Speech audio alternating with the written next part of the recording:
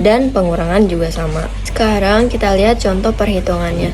Misalnya diketahui jumlah AI dan BI, lalu kita diminta menghitung, maka kita bisa pecah menjadi seperti ini sehingga perhitungannya menjadi lebih mudah. Ada juga bentuk khusus yang disebut jumlah berjatuhan. Seperti ini, jika dijabarkan, banyak suku akan saling menghilangkan dan hasil akhirnya menjadi A n plus 1 dikurangi A1. Selain itu, indeks pada sigma bisa diganti hurufnya, misalnya I, J, atau K, dan hasilnya akan tetap sama. Lalu yang terakhir ada beberapa rumus penting yang sering digunakan, yaitu seperti ini. Rumus ini membantu kita menghitung jumlah dengan lebih cepat tanpa menjumlah satu per satu. Oke, baik. Di sini saya akan menjelaskan materi tentang pendahuluan luas, yaitu metode poligon, di mana metode ini digunakan untuk mengestimasi luas daerah di bawah kurva. Metode poligon adalah metode untuk menaksir luas daerah yang dibatasi kurva dengan membaginya menjadi beberapa bagian persegi panjang. Dia menggunakan konsep mendekati bentuk melengkung yang sulit dihitung dengan jumlah luas persegi panjang yang mudah dihitung, yaitu P kali L. Semakin banyak jumlah poligon atau N, hasil perhitungannya akan semakin mendekati nilai aslinya. Nah, poligon ini dibagi menjadi dua, yaitu poligon luar dan poligon dalam. Selanjutnya, di sini ada rumus dasar. Yang pertama adalah lebar poligon atau delta X, di mana delta X ini adalah B dikurangi A dibagi N, dengan B adalah batas akhir suatu interval dan A adalah batas awal suatu interval, dan N merupakan jumlah poligonnya.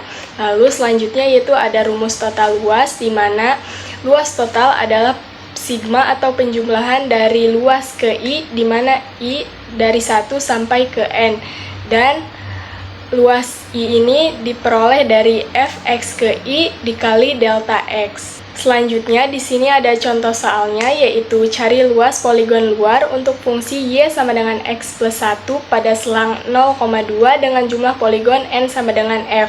Di sini bisa dilihat gambarnya. Lalu kita melakukan penyelesaiannya, yaitu yang pertama menentukan lebar poligon, di mana delta X ini sama dengan B dikurangi A, di mana B-nya adalah 2 dan A adalah 0. Jadi 2 dikurangi 0 dibagi jumlah poligonnya yaitu 4. Jadi 2 per 4 sama dengan 0,5.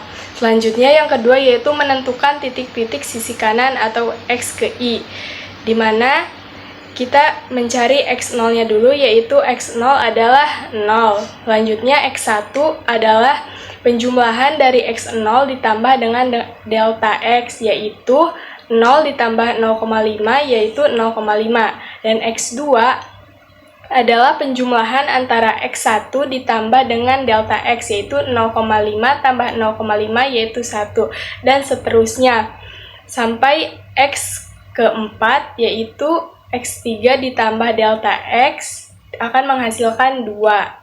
Selanjutnya yang ketiga, kita menghitung tinggi tiap poligon, yaitu T ke I dengan menggunakan Y sama dengan X plus 1. Yang pertama untuk T1 kita masukkan X1 ditambah 1, yaitu X1-nya 0,5 ditambah 1 jadi 1,5, dan seterusnya sampai dengan T keempat. Langkah selanjutnya yaitu langkah keempat, kita menghitung luas tiap poligonnya, di mana kita dapat di sini untuk luas poligon 1 yaitu delta X dikalikan dengan T1 yaitu 0,5 dikali 1,5 sama dengan 0,75. Lalu luas kedua yaitu delta X dikali T2 sama dengan 0,5 dikali 2 yaitu menghasilkan 1.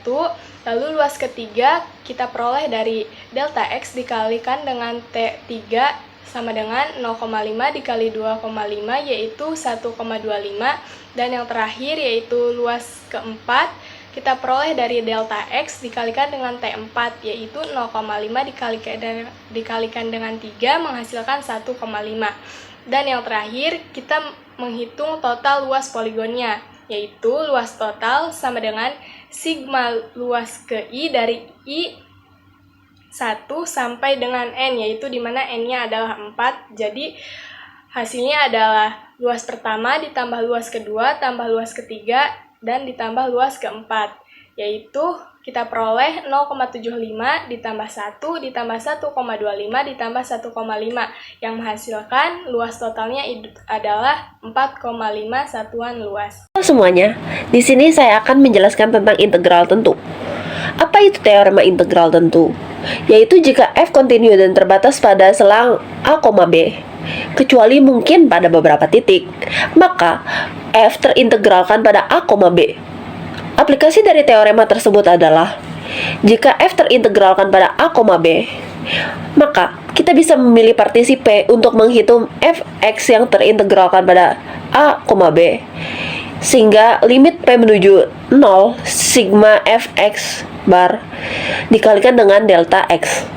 Nah, saya ambil contohnya di sini, 2x ditambah 3 yang terintegralkan pada 0,4. Kita bisa mengetahui delta x ya, yaitu 4 dikurang 0 per n maksud saya, sehingga menjadikan itu 4 per n. Lalu xi nya 4i per n.